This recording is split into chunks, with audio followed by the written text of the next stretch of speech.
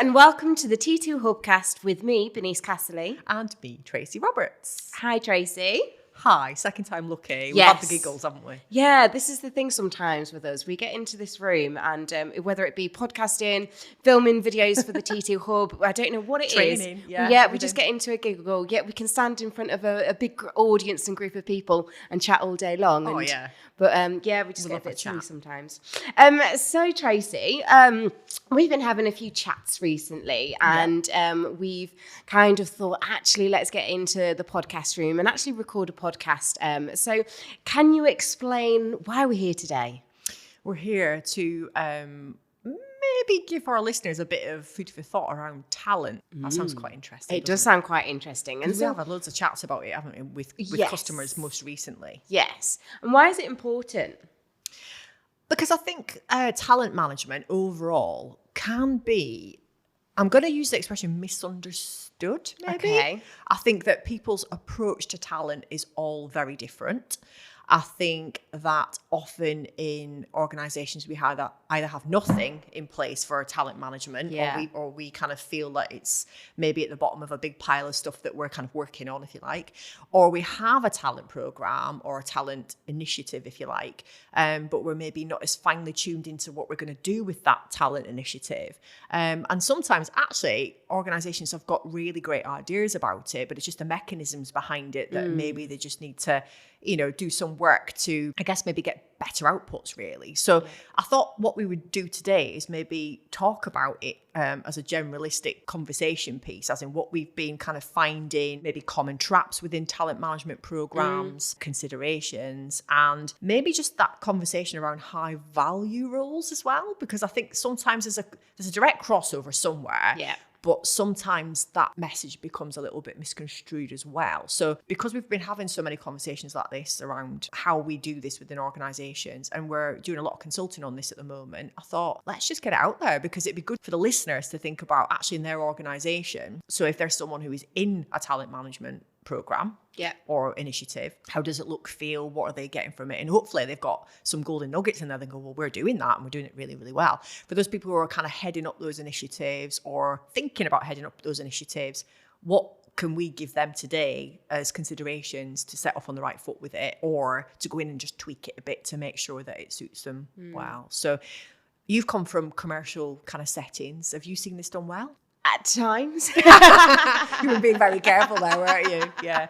Likewise, by the way. Yeah, likewise. I think the challenge at times is when you work for a really big organisation, it can be, I worked for a huge, ginormous organisation. We had 20,000 employees plus. Yeah, I suppose it probably wasn't kind of as to where it needed to be. But then I've worked for much smaller organisations, and I've seen kind of it in almost, you can then break that down. You find in some organisations, department by department, it's a completely different thing. I think you're right. Yeah. And I think sometimes as well, there's not that, there isn't kind of specific clarity in regards to who's managing the talent management. Great point. I've seen it before where you end up with the people kind of in the function, in the department, trying to map out all of that and create a framework, and then HR are trying to do it at the same time, and there's no communication or crossover. So it just ends up being a big old mess. Yeah, and I think part of that problem is, what are we classing as talent? I think that's the first question, isn't it? Yeah. Because for me, that's where we get a little bit of crossover again is,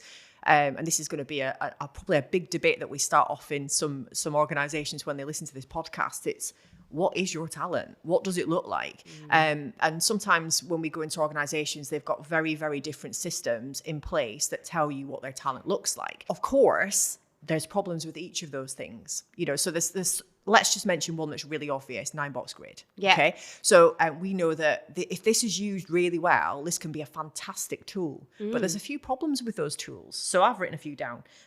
Subjectivity. Okay. Yeah. Can always be an issue. Bias, conscious or unconscious, let's just call that out. If we're seeing people from different perspectives through different lenses, we also know that they're heading in a similar direction to us. They've got a similar approach to us. Does that affect our judgment sometimes? I think it does. I think I put down limited perspective or context. So sometimes when we're giving input about an individual, we're only seeing it from, one particular angle. Yeah.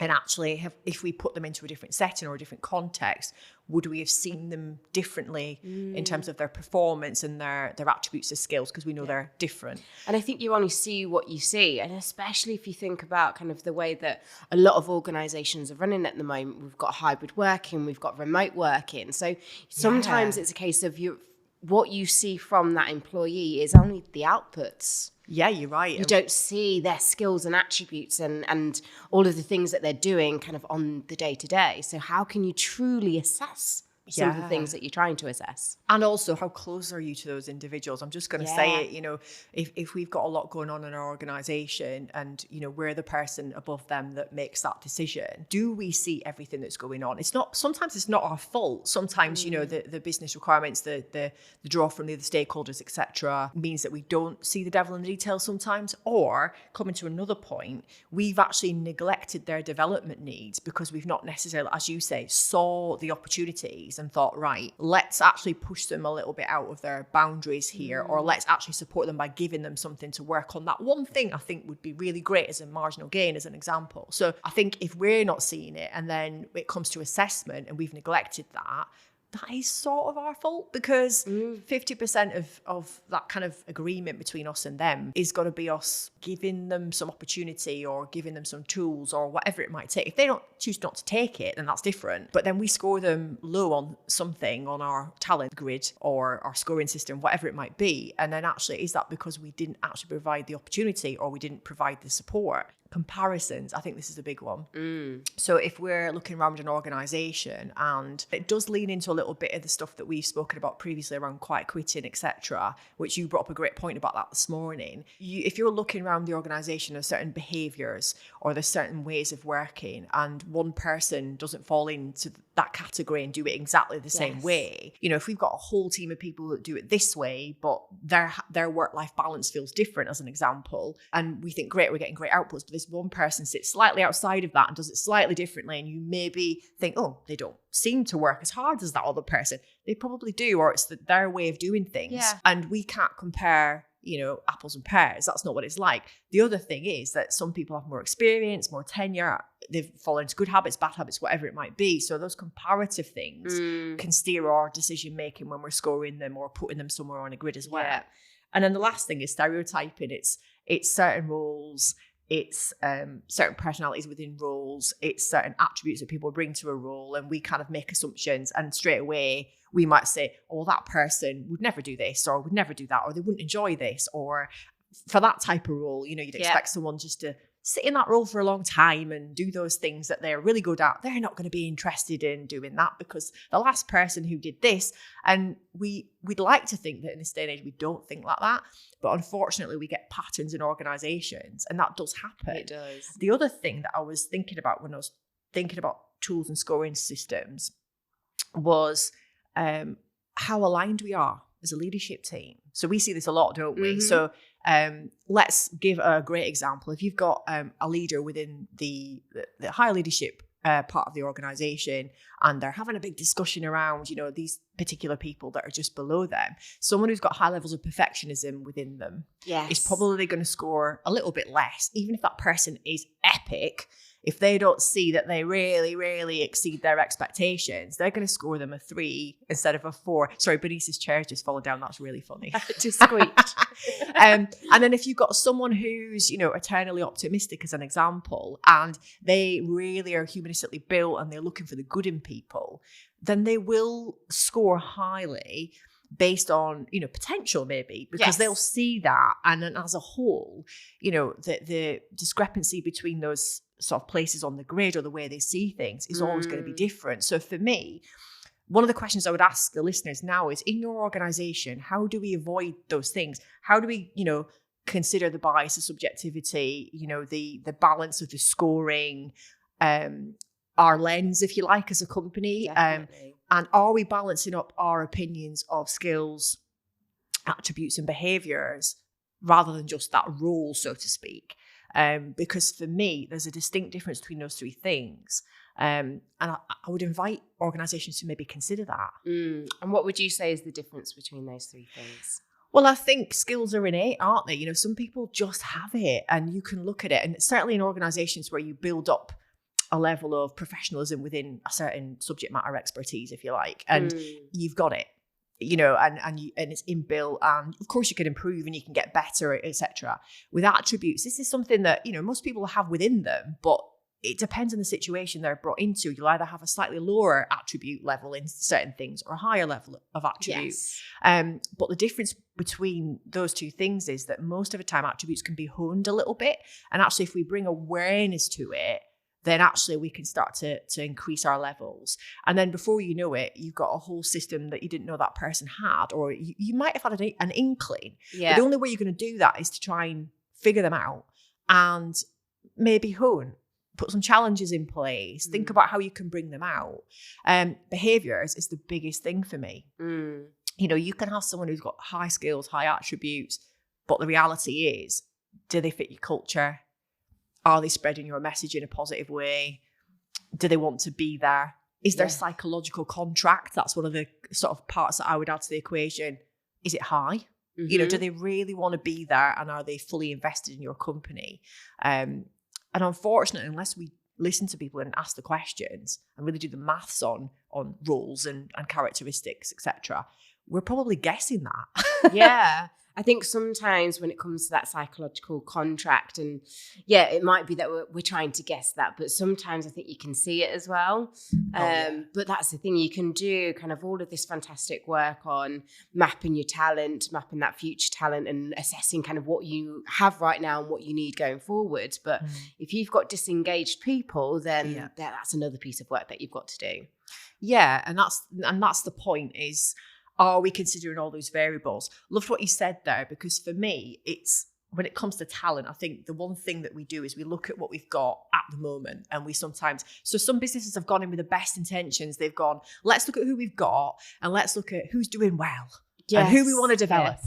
And then we have maybe got some of that kind of neglect going on or stereotyping comparisons. And then we just assume those people over there don't want developing.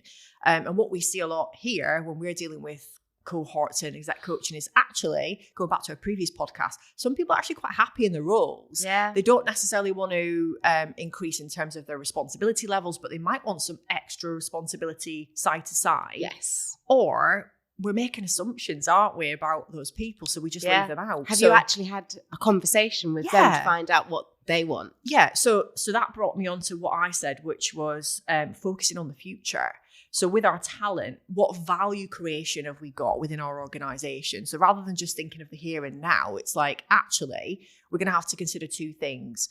Do we revisit this often enough to make it like valid? And I'll explain what I mean by that in a minute. But also, where is the business going right now?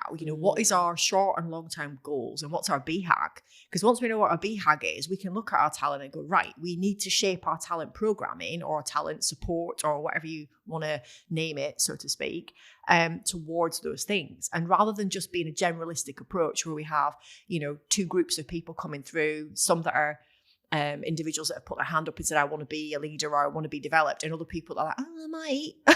Or the manager's gone, you've been here a long time, go in that group and learn more about the business, or go in that group. We need to be a little bit more specific. And I think the other thing is we're looking at things as the talent's there, and we've also got high value or high risk roles or unique roles, and we try and grid them separately sometimes. But the way we need to approach this is, it's a game all the time. That's the way I see it. Okay. So I try and refer to it as a football game. Right. Okay. So you've got a team, right? You've got all your players. Some have got high skills, high attributes. Some are on the bench. Some are bloody injured, let's be honest. Okay. Would a football manager always go into a game with the same formation? Probably not. Mm-hmm. Would they always look at their players in a similar light? When they're going into certain games, what does the opposition look like? Who are their key strikers? What league are they in? That's a big question. Yeah. And all those things go into consideration. It's absolutely no different when it comes to talent, you know? So if you're going to look at development, high value, whatever way you want to approach it, your game is always moving, okay? What does your competition look like? Who's on the bench right now? Who's a striker? What approach is needed to deal with this particular situation? What formation is right? And I think if you're visiting your talent often enough, you keep this kind of manager's kind of theory going, then actually your talent mapping looks different every single time. Yeah. So if you've got, I don't know, a productivity problem and actually there's a stoppage because of the supply chain and you're really struggling to keep up with things, then of course the high value people at that particular moment are those people that are moving that quickly. If you've got a sales issue, your salespeople hit that, top column of like high value critical roles, if you like. But, other times they're not there. It's someone else in the business. So I would argue that you can map this out, but you've got to do it regularly because it will shift depending on the game that you're in. And when you say we need to do it often, we need to be regular with it. Kind of what would your recommendation be? How often should people be doing that? That's a really great question. And I think it will tie in with things like your PDR periods, etc. But for me, as if I was fortunate enough to have a talent team, I'd probably be focusing on at least once a quarter, just having a look at, in line with our forecast, where we are, how we're likely to end the year, where we're going next year, our vision, our values, our behaviors, all those things. I think they all play a role in it. And then also looking at all the things. So like the valuable skills element as well is really important. So looking at your revenue and your sales, your stakeholder relations, your cost and efficiency, your organizational capability, which is what I was saying there about productivity, etc. Finances, reputation and risk management even comes in there, doesn't it? Yeah. And innovation and development, which sits alongside processes. Now, for me, all those things play a part in who's high value, who's high risk, what kind of roles are going to be harder to fill if that person leaves. And of course, that then leans into your succession planning, doesn't it? And how you approach that. And a lot of organizations think they've got that in place, but do you think they actually have? No, not always. How do you think that works? I think sometimes it's a case of when it comes to succession planning and talent mapping, I think people do it when at the right time in the year, when it comes to like the, 6 monthly, half year, whatever it might be. But the challenge is sometimes that they might do it, or it's such a long process to even complete it. By the time it's actually completed, we've got all of the data and all of the results, and we then go through and actually review it. It's all changed.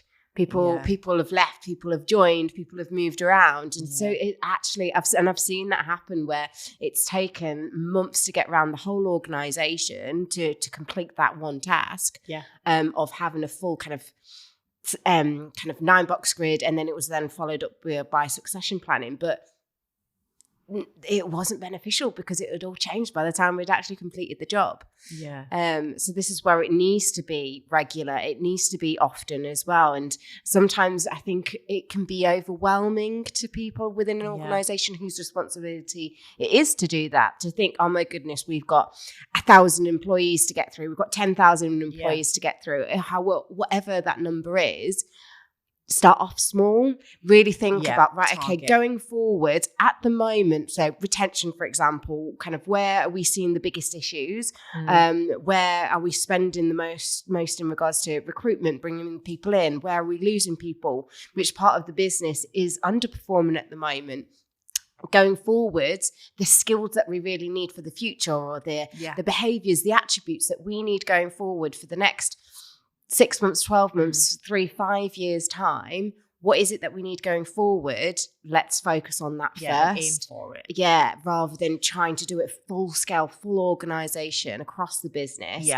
It can be quite overwhelming. It either doesn't happen or it happens, but it's a really long, dragged out process. Start off small. What's your focus area? And that brings pilot it, test it out first, see how it goes. And I think you're right, because then just coming back to what I was going to say, sometimes we're looking for the right people, the right roles, the right experience, the right skills, all those things. But the reality is we can only target certain pockets to really make an impact.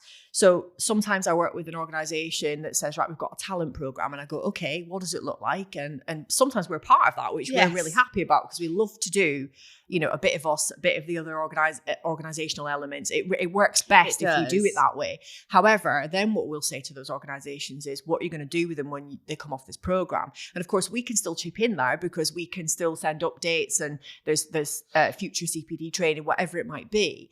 But the reality is, there has to be a plan for those people when they finish. So the two sort of types you get everyone chucked in together, a talent program, and you say, right, how do you quantify that? So how did you decide that person should be on that program? And in organizations, quite often, that's where another discrepancy is. Sometimes it's been based on their scoring. Yes. So they go, right, anyone who scores, let's just say for argument's sake, above a 4, between 1 to 5, they're considered. The other people, it's like they're championed. So their leaders say they should be on the talent program. And then my challenge back is, okay, give me a reason why. And quite often, I'm going to be honest, it's linked to tenure. It's linked to the fact that they can't give them a promotion at this time. So they just want to give them something. And the reality is we've got to be able to, I don't know, transpose what they're going to learn in those situations and say, this is what it's going to bring you. This is what it's going to bring us. Going back to me and James's podcast around leadership and the middle management, if you like, quite often we make an assumption if we put people on this training, they're going to want to do something with it. Sometimes that's not the case. So you've got two groups. That's the way I see it. You've got evolving and targeted. So you're evolving or you're emerging, if you like. They're people we're pulling a little bit initially. Mm-hmm. We're going, come with us. Let's show you a little bit about yourself first. A bit of self-understanding. Here's some opportunities to learn. If you want to reach in and grab this, then great. And then once we observe them doing a little bit of their own work and all those things, then we go, now we've understand what your skills, attributes, behaviors, and of course where your role sits. That's an investment piece. If we're pulling at someone and it's not really working, then the reality is it us because we've not given them something to grab and we're putting it all on them? Or is it because actually they've realized mid-flow, do you know what? Actually, I'm fairly happy where I am. I'd like to develop in the role I'm in. The next T2 Leadership Retreat will take place on the 7th to the 9th of May 2024. To book your place on the ultimate leadership development experience from the People Performance People, or for more information, please visit www.trans2performance.com. The other side is targeted. Now, I call it targeted rather than existing because some people call it existing talent. I would argue it has to be targeted because if you were going to target those people, it's because they're there for a specific reason. So as an example, in one organization I'm working with right now, they're looking at the first layer down in terms of succession planning. So every single leader has had to go in and say, right, if I was to go tomorrow, who's going to step up? Okay. One particular organization I was working with had 2 people out of about 50 that they went, right, they're ready, right? Mm-hmm. Which was a bit, when they actually realized that in the room, when we mapped it properly, they were like, wow, that's pretty bad. But the reality is if we're going one layer down, at least we've got something in place. And if someone's at 70 to 80%, if someone went, then could they jump in and make up the deficit? Yes. Probably. But we call them the push. So we're going to have them in a group where we go, right, we're going to, now that we've, decided that they're the right people, what do we give them? How do we push them out of their comfort zone a little bit? What knowledge can we impart on them? Can we actually run alongside them and pace set them a little bit sometimes? And actually, can we follow up on anything we do with them?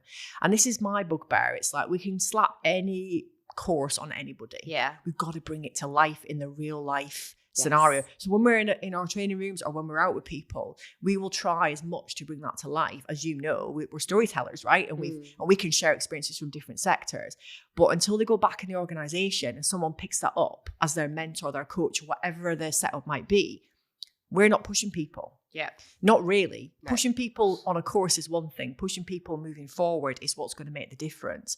And here's the thing also, some people in that push group, at some point you realize maybe aren't still right for that job. Well, we might get the skills, but the characteristics are not there or vice versa. We've got to be brave and say, just because they've got the skills there doesn't mean that they're right for that role in the future. And then we've got these other things in the equation, which is we've got hard to fill roles. Okay. We've got unique skills in certain roles. That then brings in a different dimension, doesn't it? Because we think to ourselves, okay, if we've got a hard to fill role, it would be vacant for longer if someone leaves. Yeah. Higher costs associated. It can be a reflection of shortage of supply. May take time to develop adequate performance. So then when we've got someone in the business, we might flog a dead horse because we think, God, if we went out to, and then the unique skills bit, this is people that you've got in your business that if you went, you wouldn't be able to get a like for like. They might need nurturing. They usually need a bit of investment. You've probably already invested in them, so there's a little bit of a concern there. You might find actually that the only person they'd go to was your complete competitor. Yes. Because it'd be a bit of a like for like, and that's a Yeah. problem. So those things are in the equation. I think those two things sometimes make us make the decisions we make. That kind of affects how we, I guess, put that essential push towards getting that person into that role. It's not necessarily all the other characteristics, it's just those two things. So we've got to take that out of our judgment as well a little bit, but it is something to consider. And there are a couple of matrices and things that you can use to help you as well as your 9-box grid. One that we were looking at this morning was the Lee Pack and Snell model, and that is looking at uniqueness and value of skills alongside what you already know about the individual. So if you're interested, guys, maybe take a quick look at that. We might do a little bit more work on that moving forward. But what we thought we would do is think about maybe some key things that you can think about in terms of just that first initial thoughts about talent programming, right? So we've got 5. Do you fancy sharing the first one? Yes. So the very first one then is to take a holistic approach to assessment. Okay. So taking a holistic approach to assessment then. So we've already kind of slightly discussed around assessment and how we assess it, but how would you describe, how do we do it holistically, I suppose? Yeah. I guess it is all those things. It's taking the subjectivity, the bias, the perspective, your lens, comparison, stereotyping, all those things, and then aligning with your leadership team.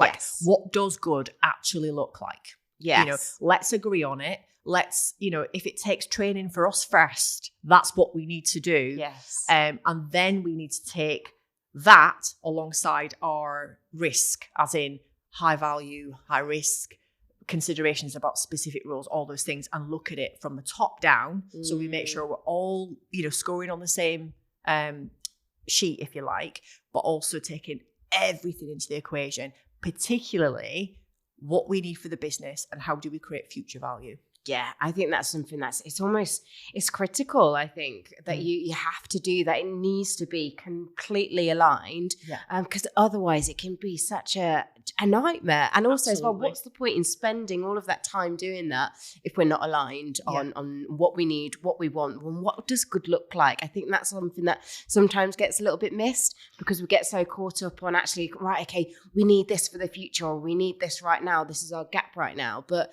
actually, what does good look like, and actually if we get that, what will the outcome be? Because is that what we need?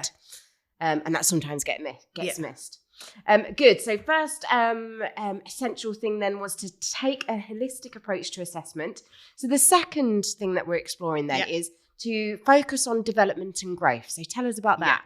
So it's not just about identifying high performers. We've just said that. It's actually about nurturing and fostering growth, spotting skills, attributes, characteristics in people, giving them healthy challenge, thinking about how we've got opportunities for skills development to see possible opportunities in other people. Don't assume. Yes. Makes an ass of you, makes an ass of me. That's what we say. It does. And part of that is also having conversations with people. So do you want to develop? Yeah.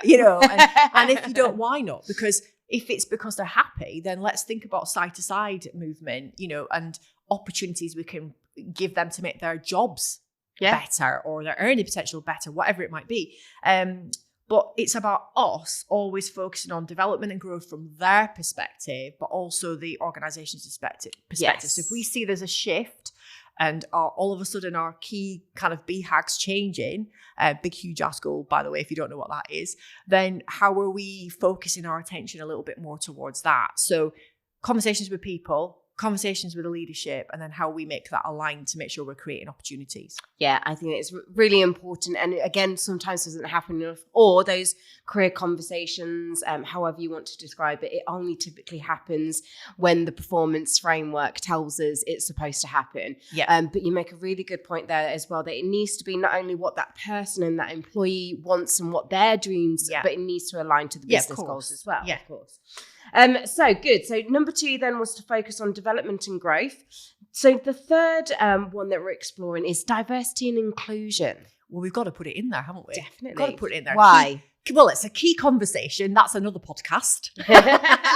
But so what we've put down here is ensure our talent management practices are inclusive and unbiased. If you've got an EDI representative in your organization, they'll help you do that. You know, we don't want to fall into groupthink. We don't want to, miss any opportunities that we can.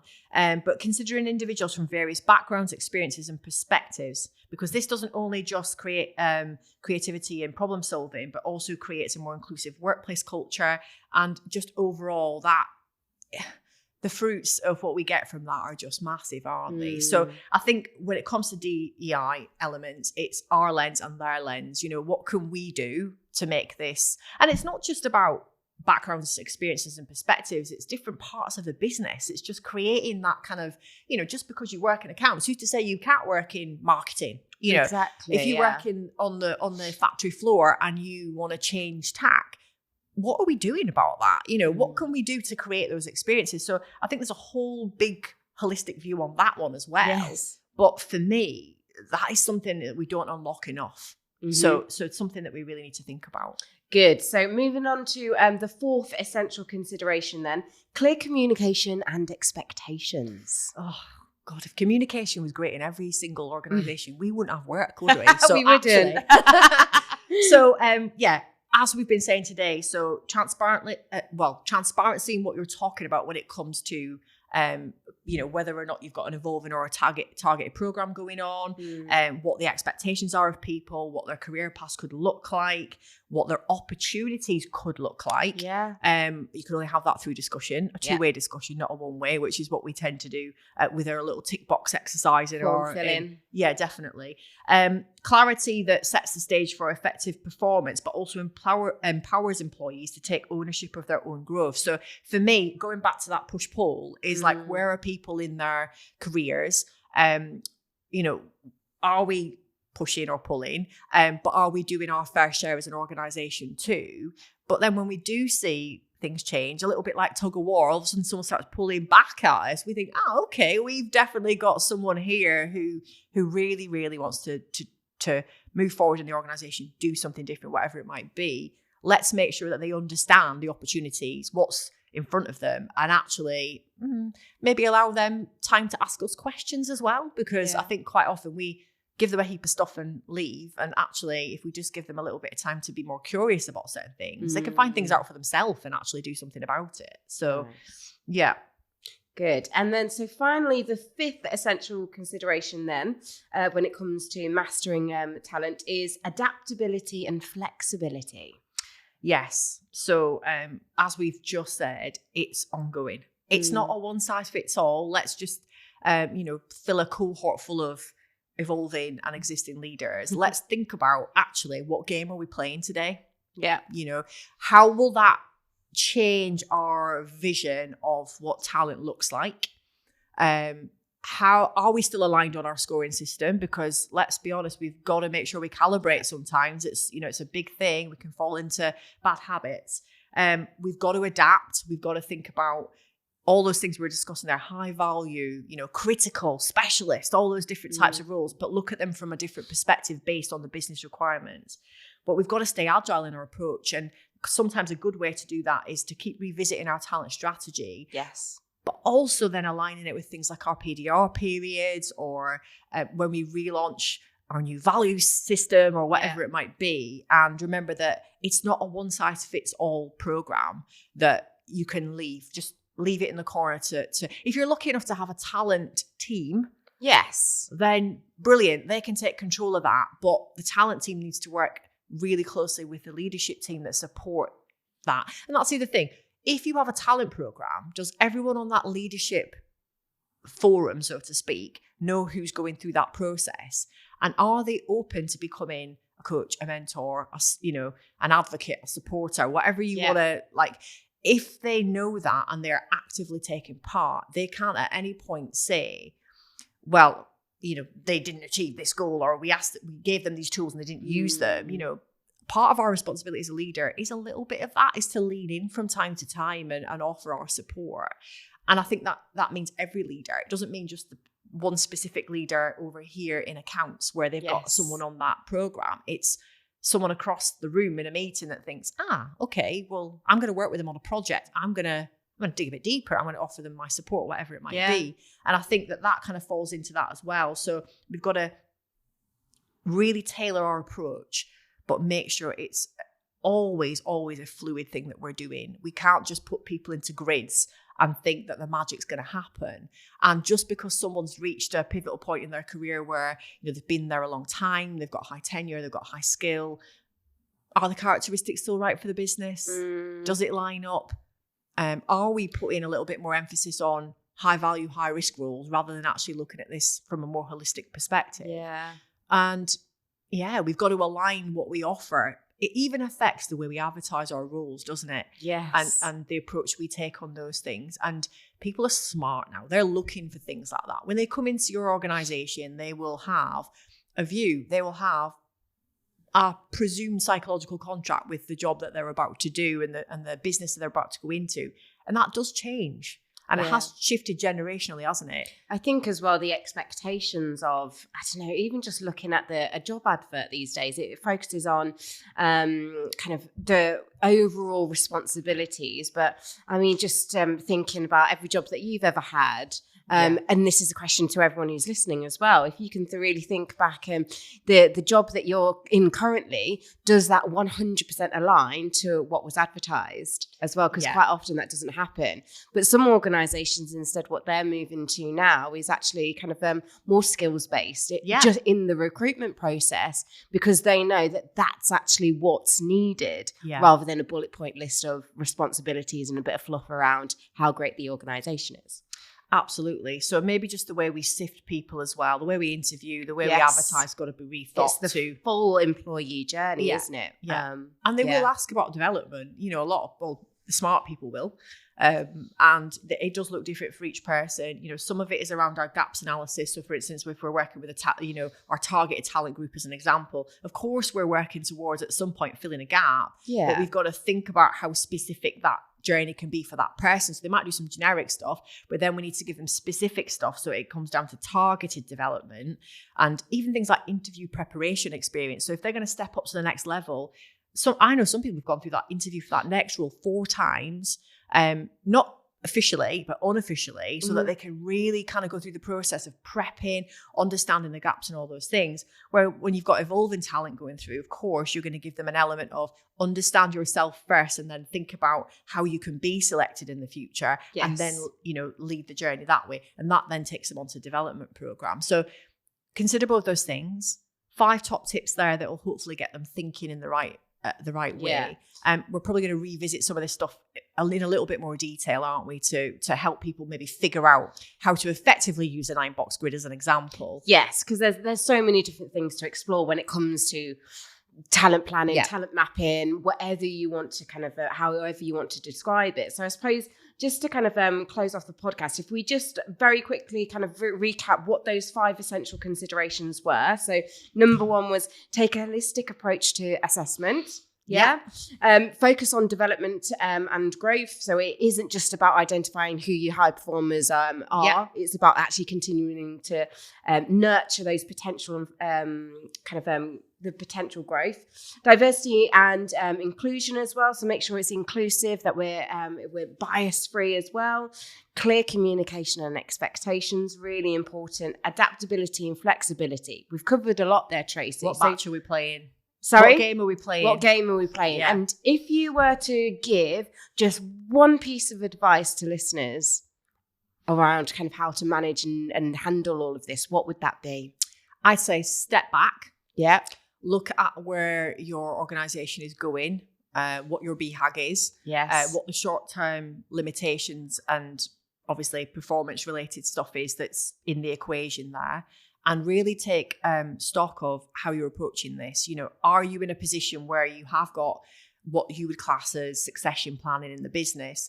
Do you have something that's encouraging people to step up and say, hey, I actually want to be, developed? And I think the other side of it is just before you even get into kind of categorizing where people go in mapping journeys, it's like, are you creating the right conversations? And if you're creating the right conversations and those performance development chats or, any review process that you've got in place are efficient, you're already kind of sifting in some regards where people might go on the journey. That's the first place to start. If you haven't got that right, you're making assumptions, and assumptions are not very healthy for organizations. So step back is my advice. Take a holistic view to everything that you do in regard to this. It might be something as scary as, where is your succession planning right now? And if you can answer, it's not there, and actually if these people left, we'd be in big trouble, then that's the first place to start. But equally, what is critical or high value roles right now for you? And that will change constantly. So think about what that looks like. Yes, really important. Good advice. Thanks very much, Tracy. No worries. As Tracy mentioned, it might be that we pop back at some point to explore this, because there's so much to explore. But yes, as Tracy is just kind of one little piece of advice to get you started. Take a moment to really step back and look at everything. So that's our session for today. So thank you very much, Tracy. And we'll see you again soon for another T2 Hubcast. See you guys. Are you a fan of our podcast? If so, make sure you're following us on all of our social media channels. You can find us on TikTok, Instagram, YouTube, Facebook, LinkedIn, and Twitter by searching Trans2 Performance. By following us, you'll have access to exclusive content, special announcements, and more. Join the T2 community today.